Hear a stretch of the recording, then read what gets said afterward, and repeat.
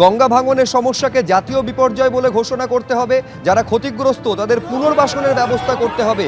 এই দাবিতে বামেদের কর্মসূচিকে কেন্দ্র করে ধুন্ধুমার পরিস্থিতি তৈরি হলো মালদায়। দেখতে পাচ্ছেন মালদার ছবি, যেখানে বামফ্রন্টে ডেপুটেশন কর্মসূচি ছিল মালদার সেচ দফতরে, আর সেই মিছিল পুলিশ আটকাতে ধুন্ধুমার কাণ্ড।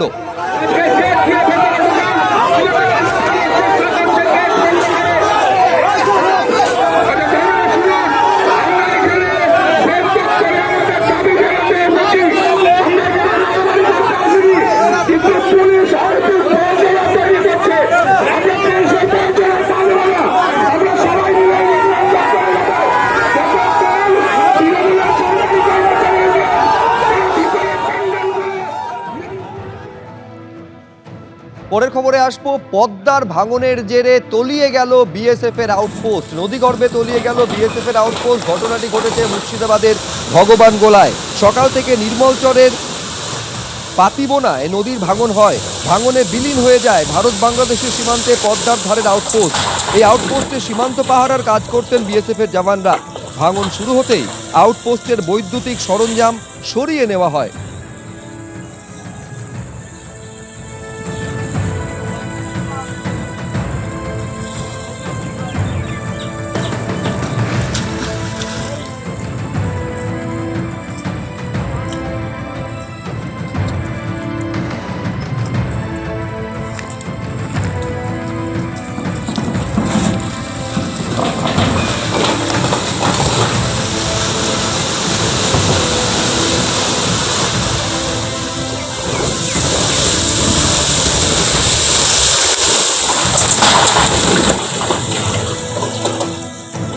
পয়লা সেপ্টেম্বর এসএসসি ভবন অভিযানের ডাক তারা দিয়েছেন, আর তারই অনুমোদন চাইতে চিঠি দিতে বিধাননগর পূর্ব থানায় পৌঁছলেন চাকরিহারা শিক্ষক সুমন বিশ্বাস।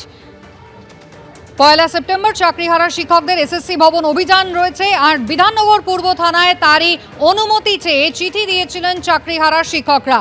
সেই প্রেক্ষিতেই বিধাননগর পূর্ব থানায় পৌঁছলেন চাকরিহারা শিক্ষক সুমন বিশ্বাস।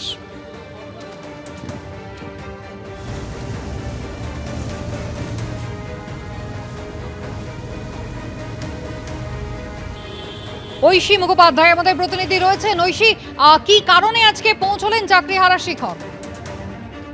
দেখো, পয়লা সেপ্টেম্বর চাকরিহারা শিক্ষকদের পক্ষে আরো একবার এসএসসি ভবন অভিযানের ডাক দিয়েছেন এই চাকরিহারা শিক্ষক সুমন বিশ্বাস। সে কারণে আজকে তাকে বিধাননগর পূর্ব থানায় ডাকা হয় এবং এই বিষয়ে আলোচনা করা হয় যে কি কারণে তারা আবার এসএসসি ভবনের অভিযানের ডাক দিচ্ছেন। তুমি জানো, গত 18ই আগস্ট তারা এসএসসি ভবন অভিযানের ডাক দিয়েছিলেন এবং সেখানেই দেখা যায় যে সকালবেলায় এই চাকরিহারা সুমন বিশ্বাসকে তার বাড়ির থেকে তুলে নিয়ে যায়। বাড়ির থেকে সে বেরিয়ে এলে তাকে নিকটবর্তী একটি স্টেশন থেকে পুলিশ তুলে নিয়ে যায় এবং সারাদিন আটক করে রাখা হয়েছিল। এবং আজকে তাকে ডেকে পাঠানো হয়েছিল কি কারণে তারা এসএসসি ভবন অভিযানের ডাক দিচ্ছেন সেই বিষয়ে পুলিশের সঙ্গে আলোচনার জন্য, এবং যাতে এসএসসি ভবন অভিযান তারা না করেন তার পরিপ্রেক্ষিতে সুমন বিশ্বাস জানান যে 10 বছর পর কেন আমরা পরীক্ষায় বসবো।